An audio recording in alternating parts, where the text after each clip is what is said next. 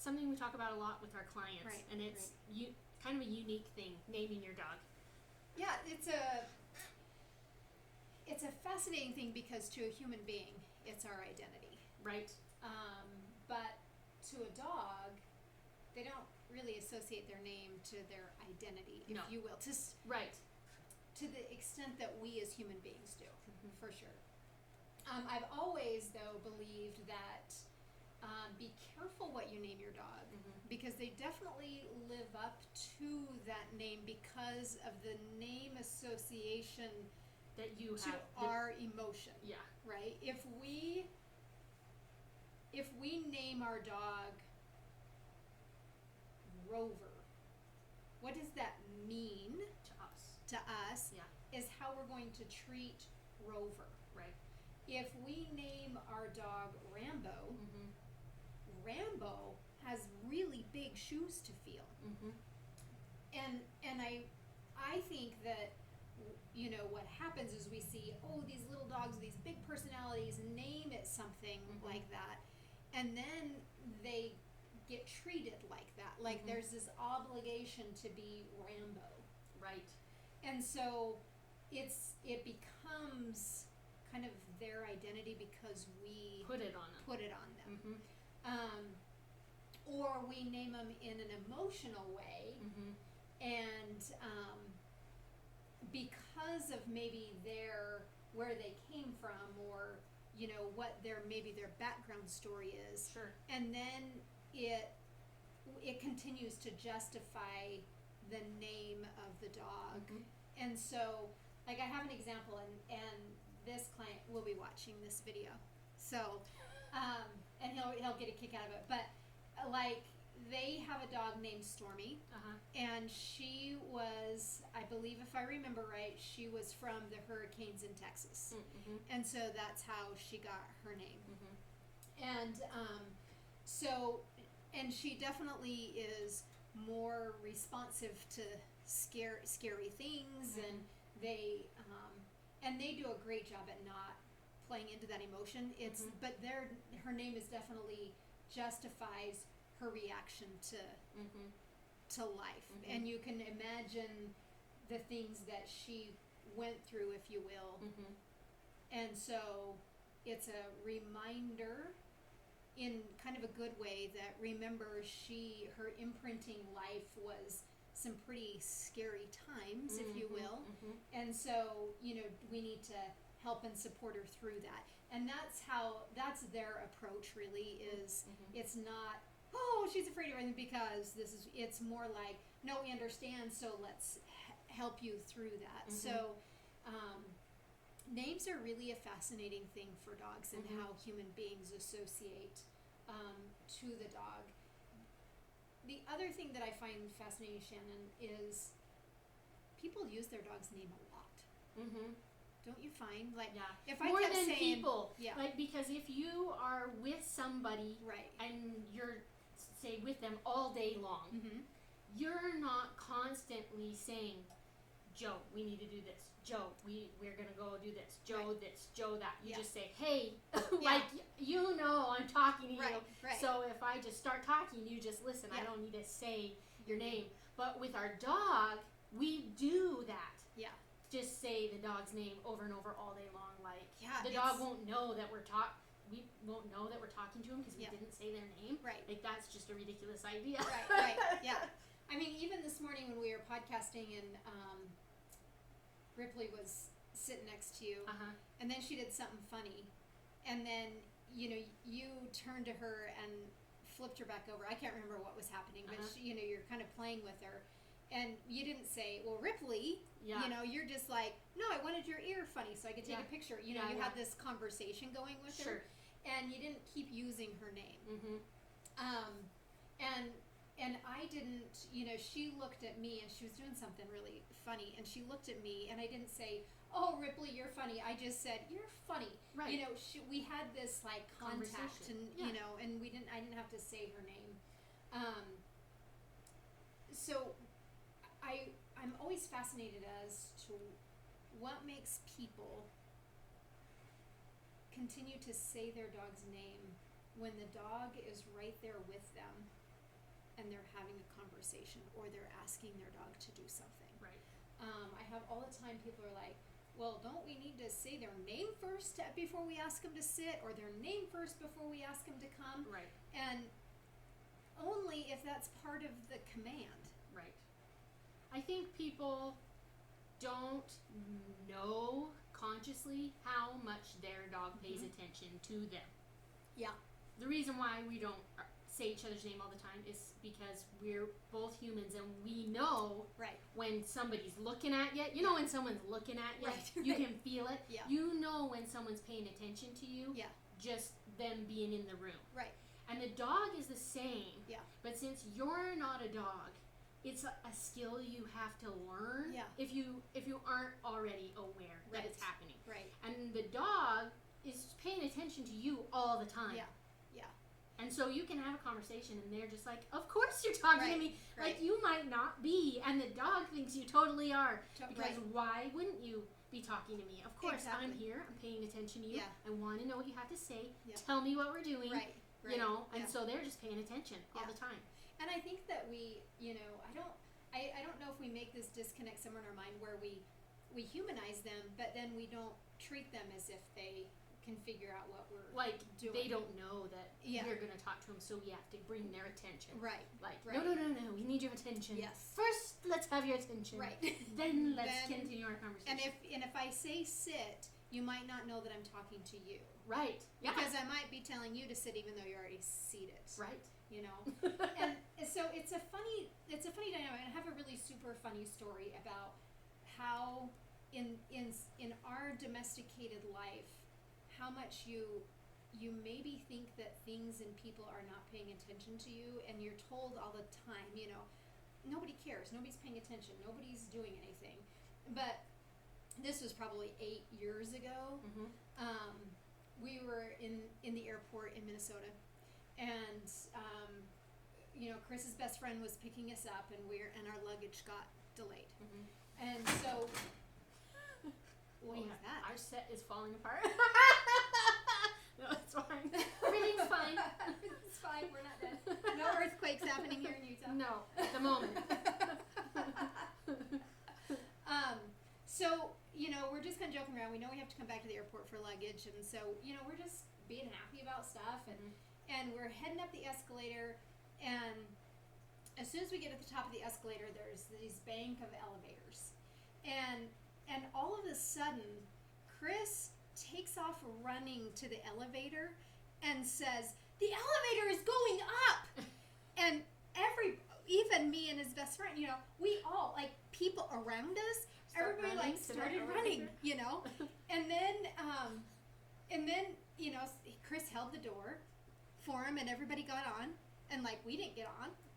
We just got in the other elevator that was going down because that's what we need, you know. And so it was really, I think that's a great example of your dogs are really paying attention to you, right?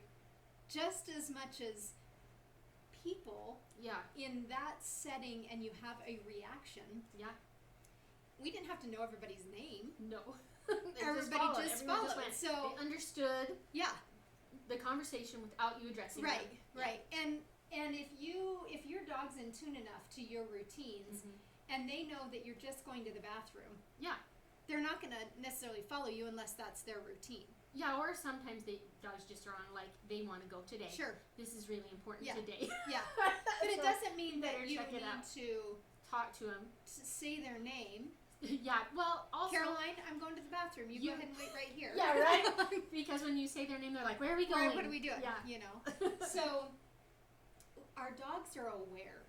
Totally. And who cares if you're not asking them to sit? If they happen to sit, like how good and well trained your dog is. I know, right? Like if you say, tell the dog to sit, and then all the dogs. Yeah. It happens all the time. Right. Because we are training dogs around other dogs. Yeah. We don't usually, sometimes we do, train them individually, and then we train them all together because they learn different skills, and they have to have distractions. Right? And so we will be training a dog and teaching them to sit, and all the other dogs are like, look at me, look at me, I got the memo. You know, you have this whole yard of all these dogs sitting, and this dog that you're training it hasn't learned it yet, so they're not quite getting it. Right. But, yeah, what what does it matter? Yeah. If you didn't want them Right. to. Right. Yeah, that's exactly it. And then if you know, if you need to say their name, I think that's where it comes into, what does the dog's name mean? Mm-hmm. What does Shannon mean to you? To me, Mm-hmm. I've never thought about Right? it. Yeah. But it's when I say Shannon, I see you, your personality, Sure. you know, so it's a very much so, like, it creates our identity. Image of a person. Yeah. Yeah. You know, and it's an emotional thing. Uh-huh. And we either use our name, we don't usually use our own name, but we usually use somebody else's name when it's like a deep, serious, emotional beginning of a conversation, or Sure. sympathy or empathy, or very emotional, Mm-hmm. or you're in trouble. Mm-hmm. I mean, Mm-hmm. really, you know, if my mom said, "Okay, dinner's ready," that just meant everybody come to dinner. Yeah. But if she said your name, it's probably not like good you idea. didn't come for dinner Yeah. when you're You don't want supposed to to, go. you know. So those are two ways. And when you're in trouble, your mom says your whole name Right, too. right. And I was luckily only enough to have Joe. So I don't have a middle name either. So- Way less to yell at. Yes. But yeah. your mom has to say your whole name. Right, For you, right. First you and to last know name. that You're in trouble. Yeah. Yeah. You need to pay attention. And that's so as we get back to the dogs, you know, when I say Patsy, she's not thinking, "Oh, I'm Patsy," and you know, Yes. woo, I'm you a know. border collie. Right, I herd cows. right. What do you do? Yeah, you know, it's like, Hey, what are we what doing? do we need? Yeah. And she's right over there ready for information. Yeah. And so our dog's name, I like to tell people that our dog's name is a command. Mm-hmm. It's a action word Mm-hmm. of do something. Mm-hmm. And so when we say their name, we need to think about what action do we need them to take Mm-hmm. for something else. Mm-hmm. Does that make sense? Mm-hmm. So, and it's okay to use their name if they're in trouble or that you're disgusted. But I prefer to use their full name. Right. Patsy Klein! You are in trouble. But then that their name should still always associate to positive Mm-hmm. and connection. So even if they're in trouble, like I wouldn't say Patsy and get her to come over to me and then get angry at her. Mm-hmm. She would know out there Mhm. because of my response Mhm. that she's in trouble, and coming to me makes me happy. Right. Let me get to you so you're not so upset. Mm-hmm. Got it, thanks. Mm-hmm. Thanks. You know, so the thing that we forget is every time you use their name Mm-hmm. with no purpose or action needed, Mm-hmm. their name becomes nothing. Meaningless. Yeah, there's no action. And I find people to, like, if you're like giving your dog affection or things like that, 90% of people don't call their dog their real name. Yeah. When they do. Yeah. Anyway, Right. which is good. Yeah. You know, but especially I notice it with kids, like Yeah. like my nieces or nephews that come to my house. Uh-huh. They don't ever call, like, mostly my dogs their own name. They have like these names they Yeah. made up for them. Right. That right. they talk Yeah. to them and Yeah. play with them and stuff. And so I notice it more with kids, but adults Yeah. do it too. Like Yeah. they just It have becomes a baby talk. thing. Yeah, for sure. So my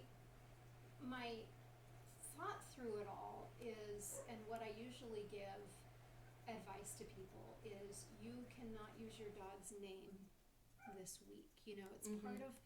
part of my lessons that I give, because the name is really an important element to living and socializing and being a part of things with your dog. Mm-hmm. If I constantly are like, oh Patsy, you know, Patsy, don't do that, Patsy, you know, and Mhm. and every time I give her a command out in herding, Patsy come by, Patsy away, Yeah. you know, Yeah. Patsy doesn't mean anything now. Mm-hmm. So then when she hears Patsy, she's just gonna do something. Right. it's not going to be what I want. Right. Most of the time. Mm-hmm. So stop using, and you'll realize how much you actually use their name out of context. Mm-hmm.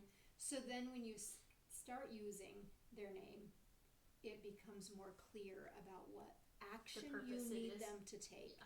Some people say, I just want them to look at me. Mm-hmm.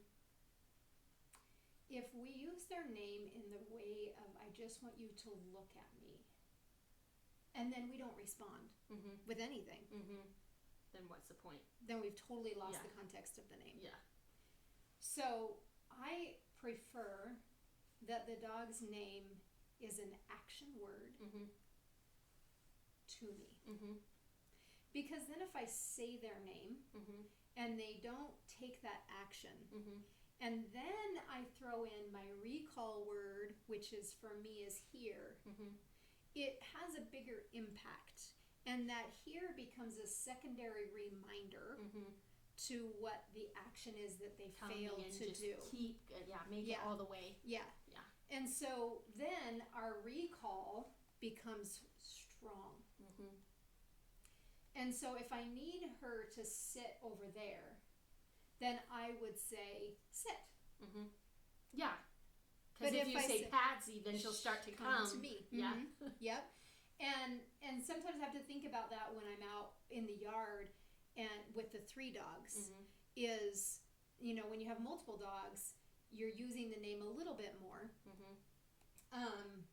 And if I say load up, I have to remember that I would expect Amelia to load up too. Yeah. And I need to reward her, especially as a puppy right now, for following that word.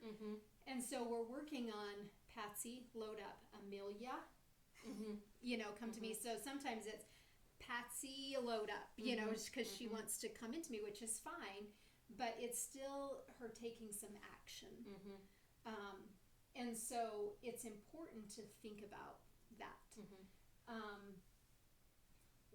We're not always perfect here as trainers and living with our dogs, because Caroline, her name gets used a lot for general life happiness. Sure.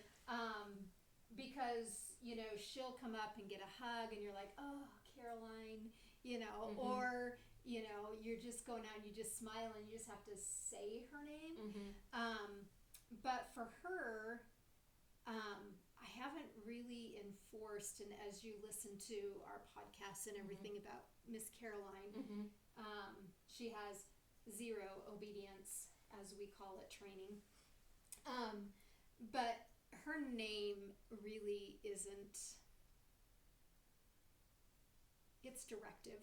It's still an action, but it's not, it's more of, I need to connect with you. And then her commands follow, like her recall is definitely, Caroline, here. And I don't know what's different other than she has 0 structured obedience. And maybe that's why. And maybe that's what clients fall into in their house, is that's their fall to for training, maybe. I don't know. What's your thoughts? I think it just kind of depends on the dog, kind of, and your relationship with the dog. Like, I'm sitting here thinking about my own dogs, like, as we're talking about this. And Louis, I had him alone as my only dog. Yeah. And so, like, of course, everything that I would ask would be him. About him, yeah. So I hardly ever say Louis. Yeah.